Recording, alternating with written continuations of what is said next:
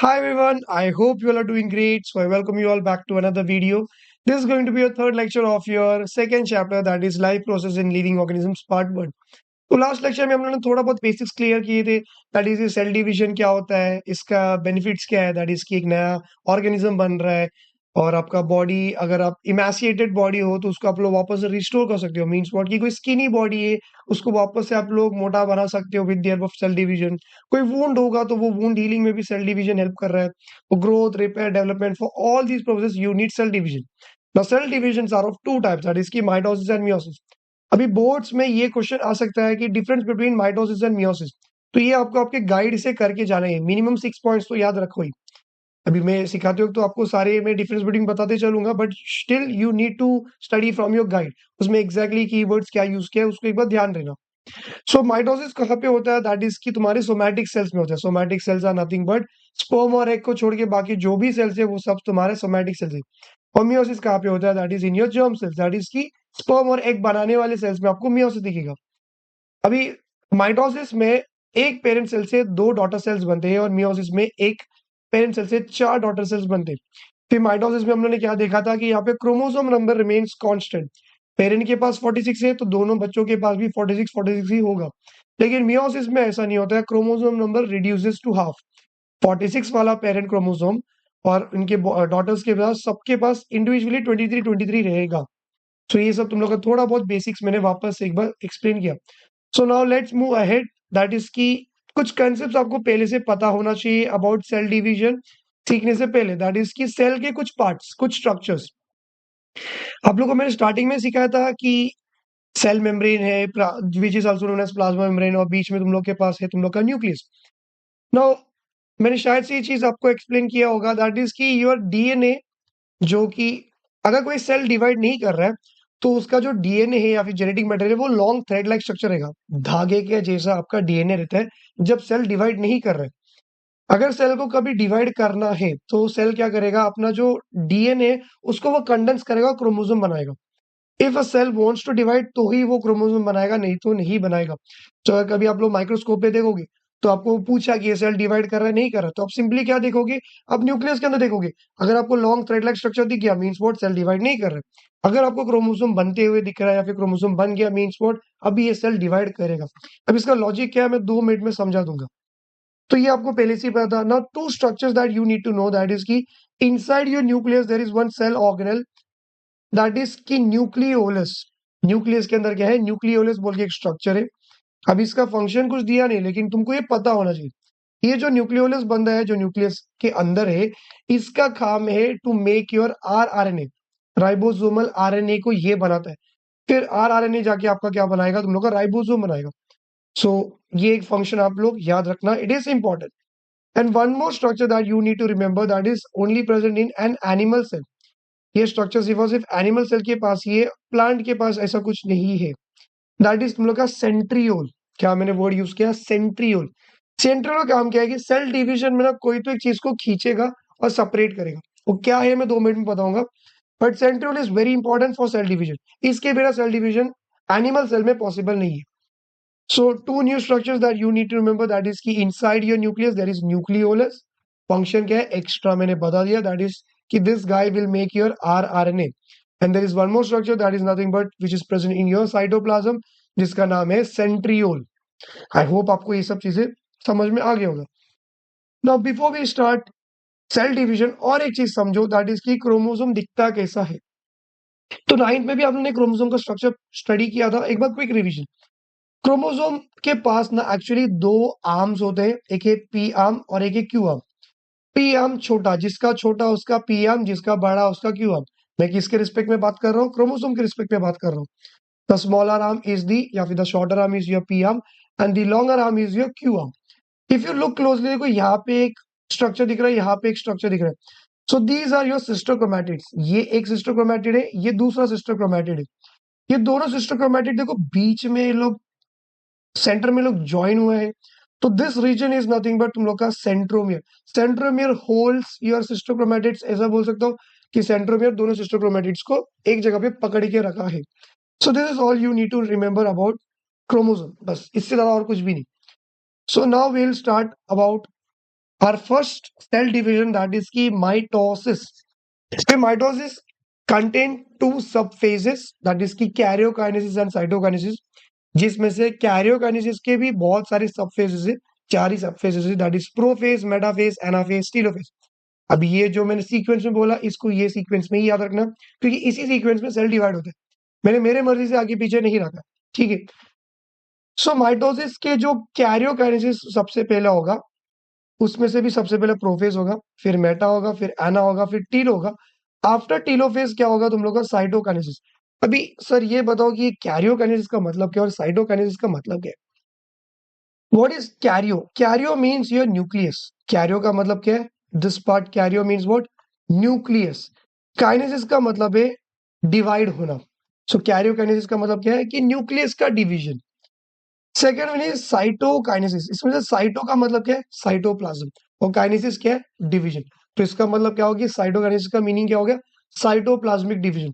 तो एक्चुअली होता क्या है कि एक सेल है, उस सेल को माइटोसिस करना है, सोमैटिक सेल. तो bye the end of karyokinesis, एक न्यूक्लियस से वो सेल में आपको कितना न्यूक्लियस दिखने मिलेगा? दो दो. So these are your two daughter nuclei. This is your karyokinesis. ये होने के लिए 4 स्टेज लगेगा: प्रोफेज, मेटाफेज, एनाफेज, टीलोफेज. समझ में आ गया? Very good. अभी देखो ये एक सेल के अंदर दो दो न्यूक्लियस दिख रहा है आपको. अभी होता है तुम लोग का साइटोकाइनेसिस, जिसमें क्या होगा कि ये सेल का साइटोप्लाज्म ही डिवाइड होगा. ऐसे करके दोनों अलग होगा. देखो यहाँ पे मैंने एक नॉच बनाया है, सेल के बीच में एक ऐसा नॉच बनाया, एक खड्डा जैसा स्ट्रक्चर बनाया. तो ये अंदर की तरफ जाएगा और दो दो सेल्स मिलेगा. So that is your cytoplasmic division, which is also known as cytokinesis. I hope ये आपको समझ में आ गया. सो अभी हम लोग सबसे पहला प्रोफेज क्या होता है वो समझते हैं. नाउ व्हाट इज प्रोफेज, या फिर प्रोफेज में होता क्या है? सबसे पहले आपका जो क्रोमोसोम बनना शुरू हो गया है. राइट नाउ प्रोफेज में आपका जो क्रोमोसोम है वो कंडेंस होगा. पहले आपका सेल के अंदर एक्चुअली डीएनए जो था वो लॉन्ग थ्रेड लाइक स्ट्रक्चर था, धागे जैसा था. तो इन प्रोफेज क्या होगा? तुम लोग का ये जो long thread like structure DNA, वो कंडेंस होके क्रोमोसोम बनाएगा. तो देखो यहाँ पे थोड़ा बहुत आपको क्रोमोसोम लाइक स्ट्रक्चर देखने को मिलेगा. कंडेंसेशन कंप्लीट हुआ नहीं, यहाँ पे कंडेंसेशन स्टार्ट हो गया, क्रोमोसोम बन रहा है. एंड यू कैन सी कि इनका जो सिस्टर क्रोमैटिड्स है वो भी आपको यहाँ पे दिखने को शुरू हो गया. सो this is your first step, that is key in your prophase. Long thread-like structure, that is your DNA, start to condense and chromosomes are formed along with their sister chromatids. समझ में आ गया? तो ये था तुम लोग का फर्स्ट पॉइंट. सेकेंड इज की ये जो सेंट्रियोल है, इफ यू रिमेंबर, देखो मैंने यहाँ पे सेंट्रियोल कैसा बनाया था? टी शेप में बनाया था. They are perpendicular to each other. तो वो था एक सेंट्रियोल. तो ये सेंट्रियोल्स क्या करेंगे? खुद को डुप्लीकेट करेंगे और आपस में दूसरे दूसरे एक दूसरे से ऑपोजिट पोल्स में जाएगी. Means what? ये बंदा यहाँ पे आ जाएगा और ये वाला यहाँ पे आ जाएगा. सेल के ऑपोजिट पोल्स में ये दोनों सेंट्रियोल्स पहुंच जाएंगे. So second would be in prophase your centrioles divides या फिर centriole duplicates and it will move towards opposite pole of your cell. तो ये दो पार्ट इजी था. थर्ड वन इज योर, देखो यहाँ पे मैंने न्यूक्लियर मेम्ब्रेन को डैश डैश बनाया, डॉटेड बनाया, एज वेल एज न्यूक्लियोलस को भी मैंने डॉटेड बनाया. इसका मतलब क्या है कि ये दोनों स्ट्रक्चर्स डिसअपियर हो रहे, सेल से अब ये निकल जाएगा. सो थर्ड चीज क्या मैंने बताया? दैट इज की nuclear membrane and nucleolus starts to disappear. तो ये था तुम लोग का प्रोफेज. तीन चीजें याद रखना है. पहला बात, जो तुम लोग का long thread like structure DNA था, वो कंडेंस होके आपका क्रोमोसोम बनेगा, एज वेल एज आपको सिस्टर क्रोमैटिड्स भी यहाँ पे दिखेगा. सेकेंड चीज, आपका जो सेंट्रियोल है वो डुप्लीकेट होके दोनों ऑपोजिट पोल्स में भी जा रहे सेल के. एंड थर्ड चीज, दो लोग डिसअपियर हो रहे, दैट इज तुम लोग का nuclear membrane and nucleolus. This was your prophase. अभी हम लोग न्यूक्लियस का डिवीजन देख रहे हैं, ठीक है. Now second one is metaphase. अभी मेटाफेज को याद रखने का ट्रिक क्या है कि M for metaphase, M for middle. तुम लोग का chromosomes will be arrange in the middle of the cell. अभी मिडिल तो नहीं बोल सकते, वी आर बायोलॉजी स्टूडेंट्स, तो मिडिल को एक नाम दे दिया, दैट इज इक्वेटोरियल प्लेन. क्या मैंने नाम दिया इसको? Equatorial plane. तो जो भी तुम लोग का क्रोमोसोम्स है वो इक्वेटोरियल प्लेन में अरेंज होगा. बिफोर दैट, ये शॉर्टकट समझने से पहले, इसमें हो क्या रहा है? प्रोफेज में कंडेंसेशन स्टार्ट हो गया था, मेटाफेज में तुम लोग का कंडेंसेशन कंप्लीट होगा.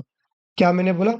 प्रोफेज में डीएनए से आप लोगों ने क्रोमोसोम बनाना शुरू किया, क्रोमोसोम प्रॉपर नहीं बना, बनना शुरू हो गया. यहाँ पे मेटाफेज में क्रोमोसोम्स कंप्लीटली कंडेंस हो गया, अभी और कंडेंसेशन नहीं होगा. सेकेंड चीज, जो तुम लोग का सेंट्रियोल्स है वो प्रॉपर पोल्स में पहुंच गया और इनमें से एक फाइन थ्रेड लाइक स्ट्रक्चर निकलेगा जिसका नाम है स्पिंडल फाइबर। क्या मैंने बोला? तुम लोग के सेंट्रियोल से एक फाइबर निकलेगा, उसका नाम क्या है? Spindle fibre. ये स्पिंडल फाइबर क्या करेगा? एक तरफ से देखो ये सेंट्रियोल से अटैच्ड है, दूसरी तरफ से खुद को किधर अटैच करेगा? न्यूक्लियस अपना, सॉरी, क्रोमोसोम का सेंट्रोमियर पे जाके अटैच होगा। स्पिंडल फाइबर का दो अटैचमेंट है। ये धागा कहाँ कहाँ पे अटैच्ड है? एक तरफ से क्रोमोसोम का सेंट्रोमियर पे अटैच्ड है, दूसरे साइड से सेंट्रियोल पे अटैच्ड है। अब ये धागा क्या करेगा? क्रोमोसोम्स को खींचेगा।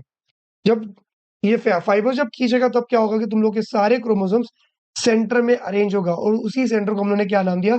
Equatorial plane. समझ में आ गया? So chromosome completes its condensation and become visible with its cystochromatids. Yes, chromosomes are arranged in your equatorial plane. अभी अरेंज क्यों हुआ? क्योंकि यहाँ पे स्पिंडल फाइबर्स बने थे, स्पिंडल फाइबर ने इनको खींच के बीच में अरेंज किया।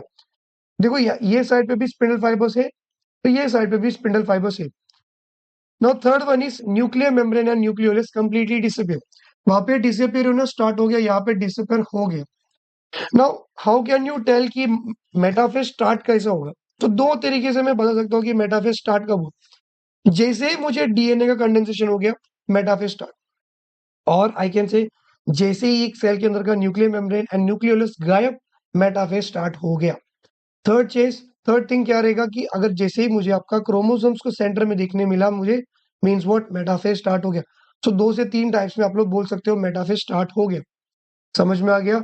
सो in metaphase all your chromosomes will be arranged in the middle of the cell which is nothing but equatorial plane of the cell. So prophase हो गया, मेटाफेज हो गया। अभी तुम लोग का है anaphase. A for anaphase, A for away. इसमें क्या होता है कि जो तुम लोग का स्पिंडल फाइबर है ये खींचेगा क्रोमोसोम को। अभी जब खींचेगा तो तुम लोग का क्रोमोसोम का जो सिस्टोक्रोमैटिड थे, जो कहाँ पे अटैच थे? सेंट्रोमियर। तो ये सेंट्रोमियर से ये टूट जाएगा। तो एक सिस्टोक्रोमैटिड एक तरफ आ जाएगा, दूसरा सिस्टोक्रोमैटिड दूसरी तरफ आएगा। तो स्पिंडल फाइबर ने यहाँ पे खींचा, सिस्टोक्रोमैटिड्स को उसने सेपरेट किया। So A for anaphase, A for away. Your chromosomes are pulled away from each other towards the opposite poles. Chromosome को आप लोगों ने पुल किया टुवर्ड्स ऑपोजिट पोल्स। अभी जब लोग साथ में, तो इनको हम लोगों ने क्या नाम दिया? सिस्टोक्रोमैटिड्स। जैसे ही ये लोग सेपरेट हो गए, अभी मैं इनको सिस्टोक्रोमैटिड नहीं कहूंगा, इनको अभी मैं कहूंगा डॉटर क्रोमोसोम्स, बेटी क्रोमोसोम कहूंगा मैं इनको। क्या कहूंगा? Daughter chromosomes. So daughter chromosomes are pulled away from each other towards their respected poles.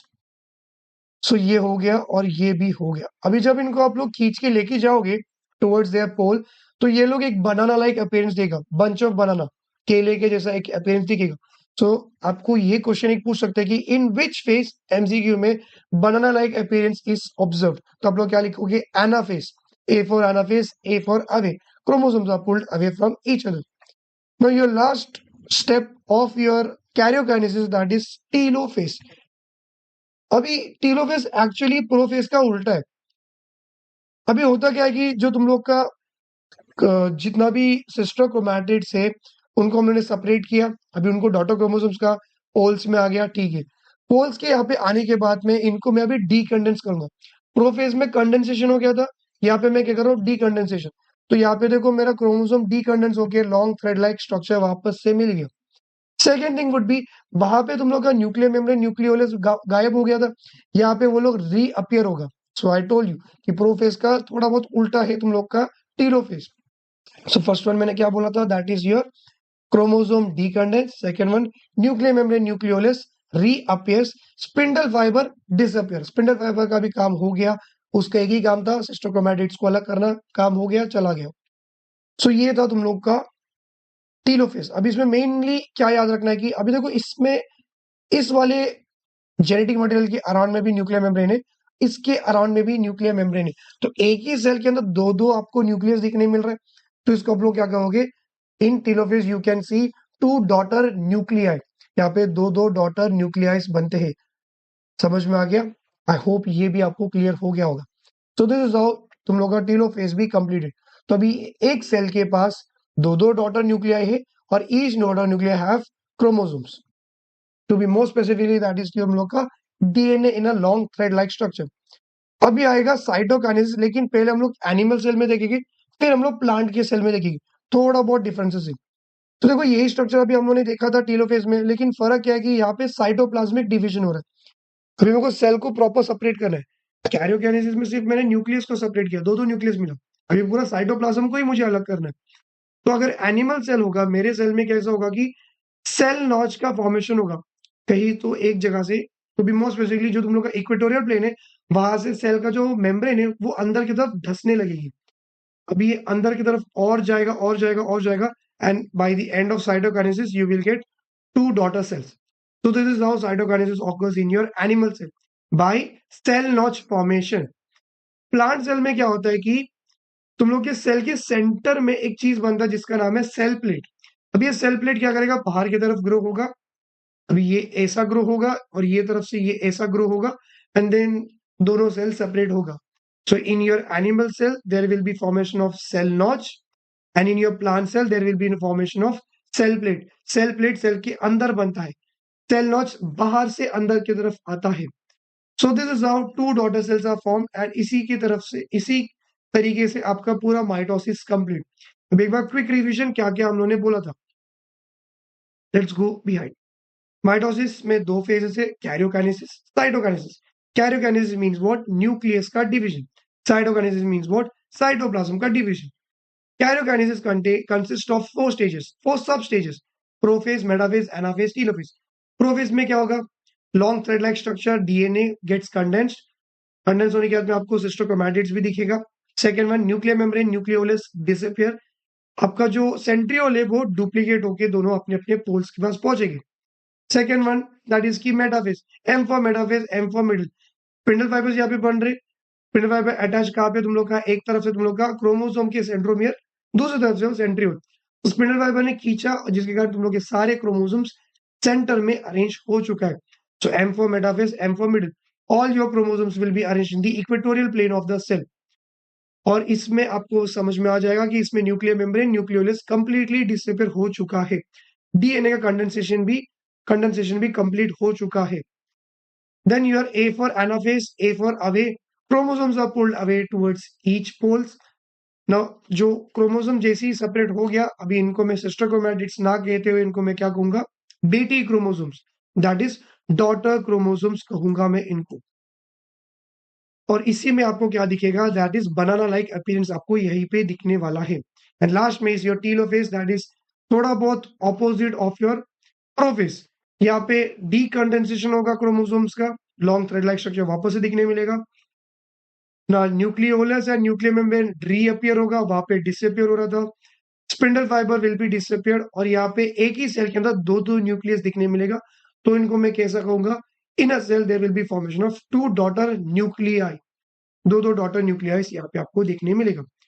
अभी साइटोकाइनेसिस दैट इज की cytoplasmic division of a cell. If it is an animal cell there will be formation of cell notch.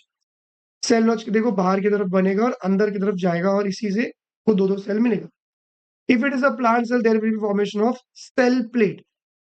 कहाँ पे बनेगा, ये भी equatorial में centre में ही बनेगा। एंड दिस इज हाउ तुम लोग का mitosis completed in your plant cell as well as in your animal cell. I hope ये आपको क्लियर हो गया होगा। अभी ये जो सेल प्लेट वाला क्वेश्चन है ये आपको एमसीक्यू में आपको देखने को मिलेगा।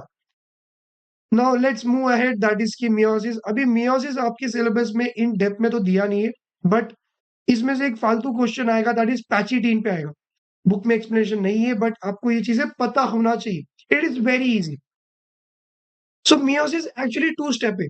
पहले मियोसिस वन होगा, फिर मियोसिस टू होगा।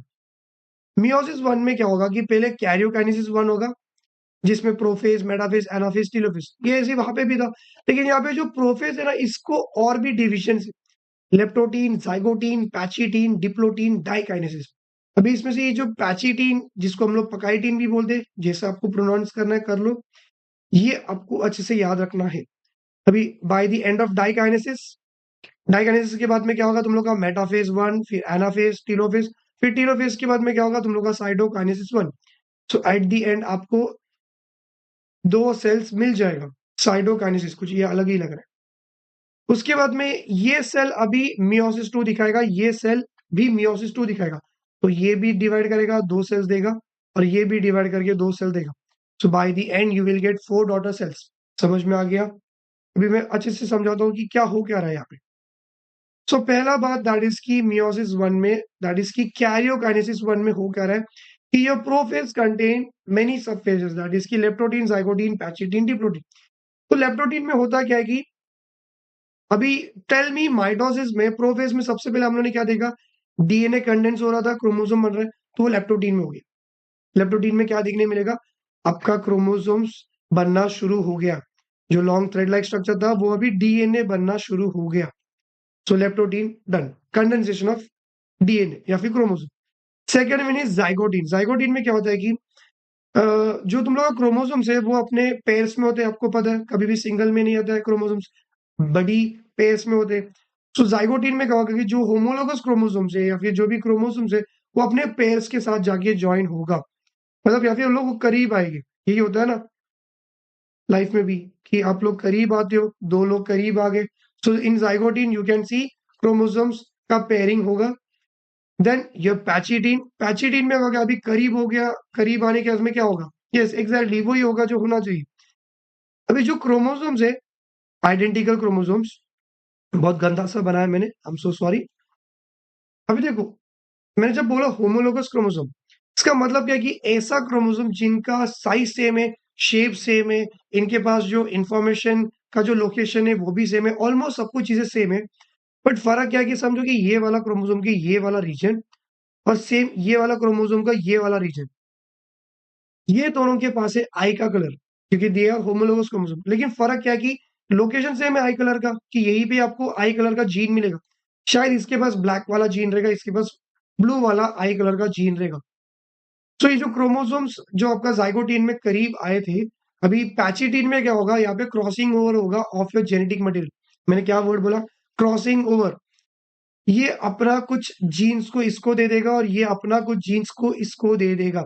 और यही है तुम लोग का एमसीक्यू का क्वेश्चन जो आएगा, दैट इज की क्रॉसिंग ओवर आपको कौन सा फेज में दिखने मिलेगा इन योर मियोसिस। तो आप लोग क्या लिखोगे, पैचिटीन। पैचिटीन में ये लोग क्या करेंगे, अपने अपने जीन्स को एक्सचेंज करेंगे। देन डिप्लोटीन, अभी जहां से इन्होंने एक्सचेंज किया अपने जीन्स को, ये लोग वहां से अटैच रहेंगे। तो डिप्लोटीन में क्या है कि वो अटैच जगह पे वो लोग वहीं पे रहेंगे, लेकिन बाकी पार्ट से लोग थोड़ा दूर हो गए। So in diplotene chromosomes are like they start to move away, but जहां से वो लोग अटैच्ड है वो पार्ट तो इंटैक्ट रहेगा, वहां से तो वो लोग लाइक होल्ड करेंगे आपस में। देन लास्ट में इज योर डाइकाइनेसिस, जो कि नथिंग बट कि जहां से वो लोग टच लाइक कॉन्टैक्ट है वो थोड़ा और नीचे चला जाएगा, टर्मिनेशन ऑफ काइजमाटा ऐसे सब बोलते हैं। इतना डिटेल में आपको नहीं जानना है। इसमें मेनली आपको क्या याद रखना है, दैट इज की पैचिटीन, कि पैचिटीन में क्या होगा, क्रॉसिंग ओवर होगा। ये तीन फेजेस आपको अच्छे से याद रखना है, उसमें से ये वाला सबसे इंपॉर्टेंट है। पहले कंडेंसेशन होगा, क्रोमोसोम बनेगा। दूसरा, बन गया तो करीब आओगे, करीब आने क्या करोगे आप लोग, एग्जैक्टली वही करोगे, क्या करोगे, जीन्स का एक्सचेंज होगा, दैट इज क्रॉसिंग ओवर। फिर आएगा आपका मेटाफेज वन, फिर anaphase one, telophase one. Easy, आपको पता है मेटाफेज वन कैसा होगा, chromosome will be arranged in the middle. Anaphase, chromosome will be pulled away from each other. Telophase में दो डॉटर न्यूक्लियाई बनेगा। साइटोकाइनेसिस में दो सेल बन जाएगा। अभी ये दोनों सेल इंडिविजुअली मियोसिस टू दिखाएगा। Same again, prophase, metaphase, anaphase, telophase, cytokinesis.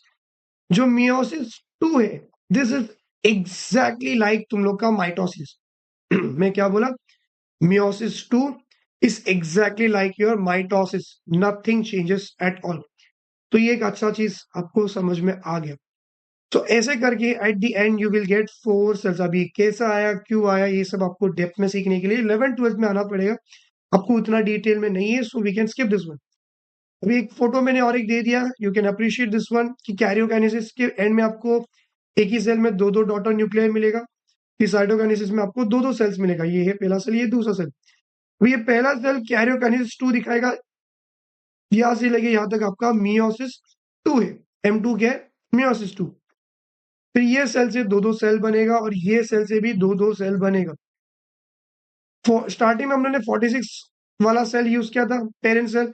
लेकिन यहाँ पे क्या होगा, जितने भी डॉटर क्रोमोसोम्स, डॉटर सेल से इन लोग सब के सब कितना होगा, 23 क्रोमोसोम का होगा। इसके लिए हम लोग क्या कहते हैं, मियोसिस, इसे रिडक्शनल डिवीजन, जिसमें क्रोमोसोम रिड्यूस होते हैं टू इट्स हाफ।